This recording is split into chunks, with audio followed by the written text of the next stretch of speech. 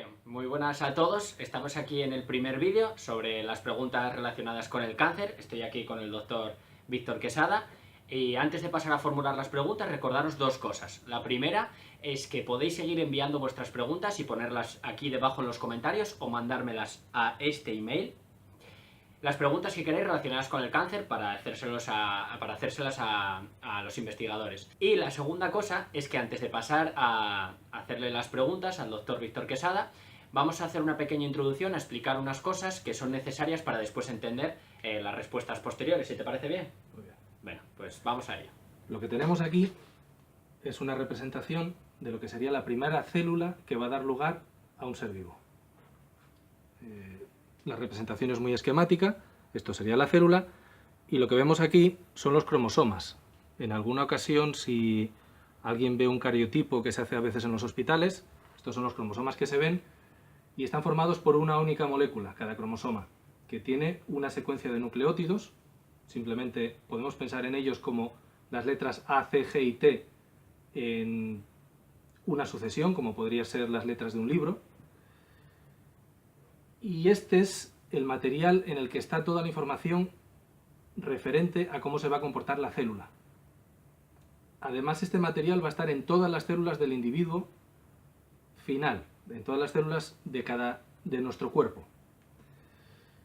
Por tanto, es lógico que distintas células interpretan distintas partes de este genoma. Lo que tenemos según el individuo se va desarrollando es que esta célula se divide y cada una de las células hijas hereda una copia de este material genético. Lo que muestra este asterisco es que en algunas ocasiones la copia no es perfecta. Hay pequeños errores, lo que llamamos mutaciones. Normalmente estas mutaciones no tienen ningún efecto.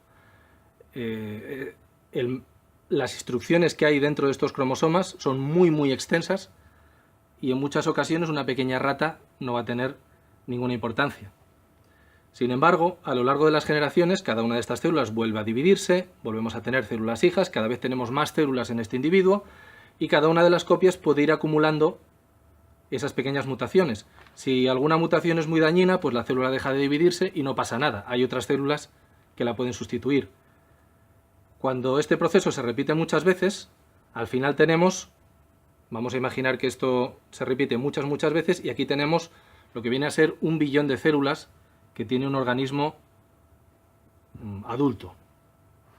Como vemos aquí, algunas de las células van a tener copias de la información original, otras van a tener copias un poco cambiadas y algunas células van a haber acumulado mucho daño. También hay que aclarar que este daño no solo viene por errores en la copia, sino por daño ambiental, por contaminantes, por luz ultravioleta.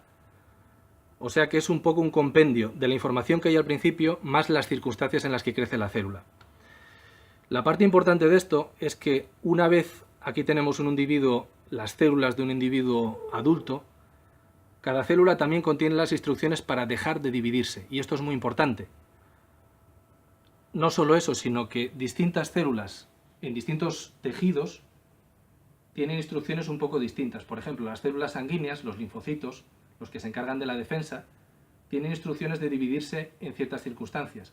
Y otras células, como las de la piel, tienen instrucciones de dejar de dividirse con mucha mayor fuerza. Pero acabamos de decir que estas pequeñas mutaciones que se introducen cambian un poco estas instrucciones. En un caso de mala suerte, pueden cambiar las instrucciones de dejar de dividirse, lo que puede ocurrir en una célula como esta. Y entonces lo que tenemos es división descontrolada. La división descontrolada, como vemos desde el principio, es una característica propia de las células. O sea, en realidad, para que no se produzca cáncer, es necesario que funcionen muchos mecanismos de protección que tienen las células. Para que se produzca cáncer, basta con que esos mecanismos fallen. Bueno, pues después de esta impresionante introducción, vamos allá con las preguntas que han formulado los espectadores. La primera va a ser la que han puesto en los comentarios, que es de nuestro amigo Ángel Ropero. ¿Hay algún modo, forma de percibir algún tipo de cáncer? O dicho de otra forma, ¿podemos confiar en algún síntoma para poder tener claro que comenzamos a desarrollar esa enfermedad? Teniendo en cuenta lo que acabamos de decir en la introducción, no podemos hablar siquiera de cáncer como una única enfermedad. Tenemos que hablar de cáncer como muchas enfermedades posibles que afectan a muchos tejidos posibles. O sea que en general la respuesta corta a esa pregunta sería no. La respuesta un poco más larga es que depende del cáncer. En muchos casos un cáncer se puede confundir con cualquier otra enfermedad, porque al fin y al cabo es simplemente, para entendernos, un bulto que va creciendo. Son células que van creciendo y lo que te ocasionan es un bulto. Pero ni siquiera un bulto, ¿no? Ni siquiera un bulto tiene por qué ser. Por eso, entonces lo puedes confundir con un quiste, lo puedes confundir con muchas cosas. Los síntomas que vas a tener los puedes confundir con muchas otras enfermedades. Las excepciones, probablemente, la excepción más importante, en la que se insiste mucho en las cuestiones de salud pública, es los tumores de piel, los cánceres de piel. Por eso se habla mucho de los lunares, hay que vigilarlos, que no crezcan, que no cambien de forma, que no sean irregulares. En ese caso sí. En los demás casos, de hecho no quiero ni siquiera mencionarlo, porque si menciono algún síntoma, ya. A alguno le va a empezar a picar algo, ¿no? Efectivamente. Muy bien, pues vamos allá con la siguiente pregunta.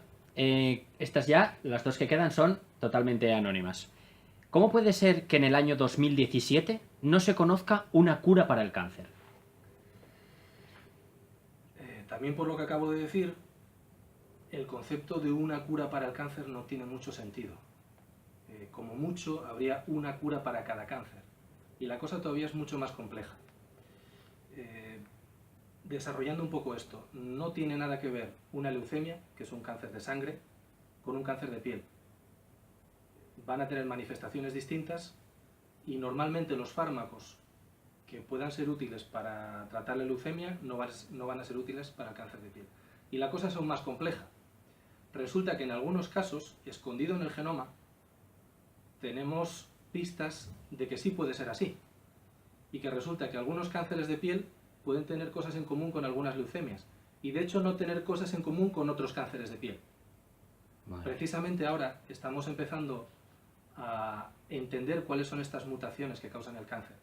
Y estamos descubriendo, por una parte, que lo que creíamos un tipo de cáncer, un tipo de leucemia, como la leucemia linfática crónica en la que trabajamos nosotros, en realidad pueden ser como mínimo 3 enfermedades distintas, que estábamos agrupando como si fuera una sola, cada una de las cuales habría que tratar de forma distinta. E incluso podemos ir hacia terapias personalizadas. Según las mutaciones concretas que tenga ese cáncer, podemos buscar un tratamiento que a lo mejor es distinto al tratamiento de cualquier otro cáncer. Por eso es tan difícil. No sirve con tomarse una pastilla y todo el mundo va a curar el cáncer. Y que sepamos, por lo que sabemos ahora, eso no va a existir nunca. Y por otra parte, curiosamente, algunas de las mutaciones que estamos encontrando en leucemia linfática crónica las encontramos en algunos tumores de piel, en algunos melanomas. Si conseguimos un fármaco, esto todavía no está desarrollado, pero si conseguimos un fármaco que pueda tratar ese tipo de leucemias, a lo mejor también puede ayudar en un tipo concreto de cáncer de piel.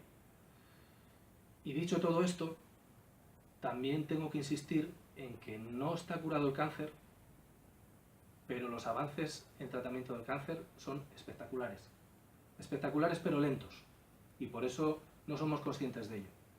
Tener un cáncer, por ejemplo, a finales de los años 80, no tiene nada que ver con tener un cáncer en 2017. Si tomamos todos los cánceres en su conjunto, lo que tengo leído, que a día de hoy más o menos el 61% de los cánceres se curan, dependiendo mucho del tejido. Hay algunos tejidos en los que se curan prácticamente el 100% de los cánceres, hay otros tejidos en los que apenas se cura ningún cáncer. Una vez más, teniendo en cuenta la diversidad de cánceres y la diversidad de mecanismos por los que crecen. Entonces, por una parte, no se curan, pero estamos avanzando mucho, simplemente aplicando mejor las herramientas que tenemos, y por otra parte, la gran dificultad que tenemos es la heterogeneidad tan gigantesca que tiene el cáncer. De hecho, no merece la pena hablar de cáncer en global, sino más bien de muchos tipos de cáncer que habrá que examinar de forma distinta.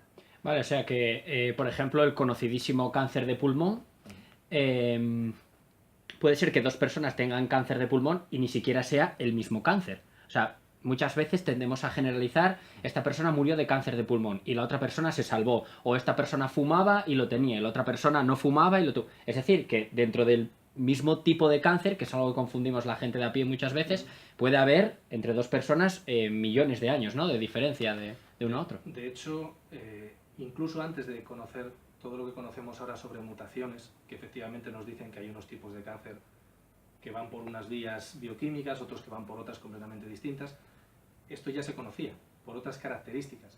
Hay muchos tipos de cáncer de pulmón. Cáncer de células no escamosas, cáncer de células grandes, tipos que ya se conocían por diferencias histológicas, o sea, el tejido concreto de pulmón. Pero incluso ahora estamos descubriendo que dentro de cada tejido incluso hay variedad. Lo bueno es que ahora con esta nueva información podemos empezar a incorporarla a la forma de tratar, a la forma de predecir cómo va a evolucionar un cáncer, que es algo importantísimo. Podemos incorporar la información concreta de un paciente concreto y de su tumor concreto. Y esto esperamos que sea un avance muy grande en los próximos, a medio plazo, 10-15 años, según se vaya incorporando mucha más información. O sea, que podemos decir que si una persona se hubiera dormido en los años 80 y despertase ahora, podría pensar que ahora, a día de hoy, el cáncer se cura, ¿verdad? Sí, sobre todo si mira los porcentajes. Los porcentajes de cánceres que se curaban en los años 80 y los porcentajes de cánceres que se curan ahora. Y especialmente según el tipo de cáncer. Hay cánceres que en los años 80 te hubieran desahuciado y que a día de hoy se curan en casi el 100% de los casos. Ciertos avances en farmacología, en química, incluso algunas sorpresas de fármacos que se utilizaban para una cosa y resulta que sirven mejor para otra. Sigue habiendo algunos casos en los que dices, pues bueno, hay ciertos tipos de cánceres de cáncer de páncreas, por ejemplo, que a día de hoy todavía no son tratables en absoluto. Y eso es pues una cosa en la que habrá que seguir trabajando. Pero otros tipos de cánceres que antes eran una sentencia de muerte, ahora son pues una enfermedad que se pasa. Bueno, y vamos allá con la última pregunta que ha formulado los espectadores. ¿Crees que a día de hoy hay alguna alternativa a la experimentación con animales? La pregunta habría que... No es muy relacionada con el cáncer, pero evidentemente... Es relacionada con el cáncer porque la experimentación animal es muy importante en la investigación sobre cáncer y por otra parte es muy relacionada con el canal, así que tiene toda la lógica del mundo. También me sirve para aclarar algunas cosas sobre la investigación con animales y sobre lo que nosotros pensamos cuando investigamos con animales. La pregunta podríamos decir que tiene dos partes. Hay técnicas complementarias o más que complementarias, alternativas. Las hay y las utilizamos siempre que es posible. La primera parte, cuando se hace un protocolo animal, lo primero que tengo que aclarar, siempre que experimentas con un animal lo tienes que justificar. Y lo tienes que justificar a un comité ético. Ni siquiera es científico. Bueno, tiene una parte científica y una parte ética. El primer requisito que tienes que explicar es por qué no lo puedes hacer de otra manera. Entonces, en realidad, intentamos minimizarlo siempre que podemos. Si hay otra técnica, se aplica antes y se evita experimentar con animales. En algunos casos es inevitable experimentar con animales, al menos para las cosas que queremos averiguar. Y esas cosas que queremos averiguar son muy importantes en investigación. Y al final son importantes en investigación sobre el cáncer. Lo que sí quiero dejar claro es que nosotros siempre que podamos vamos a minimizar el uso con animales. Y también, a lo mejor es un poco tonto decirlo, que yo sepa, todos los investigadores odian utilizar animales. Siempre que podamos lo vamos a evitar. Y la última pregunta, que es de mi cosecha propia, es ¿por qué te has ofrecido a realizar esta entrevista? Que no tenías por qué haberlo hecho. Empiezo por la razón importante. La razón importante es que una buena parte de mi sueldo y del dinero que utilizo para investigación es público. Así que creo que es muy, muy importante que explique en qué estoy trabajando y que lo haga entender a la gente que está pagando ese dinero para que yo trabaje y para que yo viva. Esa es la parte más importante. La otra se puede adivinar por el apellido. Bueno, pues hasta aquí la primera entrevista al investigador, a mi hermano, sobre las preguntas que habéis mandado sobre el cáncer. Recordad otra vez que podéis seguir enviando todas las preguntas que queráis, todas serán solucionadas en la medida de lo posible para que, bueno, pues no tengáis esas dudas y sobre todo para evitar más casos como el de Mario, que ya habíamos dicho en el vídeo de la introducción. Yo personalmente me he quedado encantado, lo he entendido todo, pero de todas maneras, si en el siguiente vídeo queráis todavía que se aclare algo, no tenéis más que enviar la pregunta, ¿verdad? Y será pues contestada en la medida de lo posible. Así que nada, pues muchísimas gracias, Víctor, y hasta el próximo vídeo. Adiós.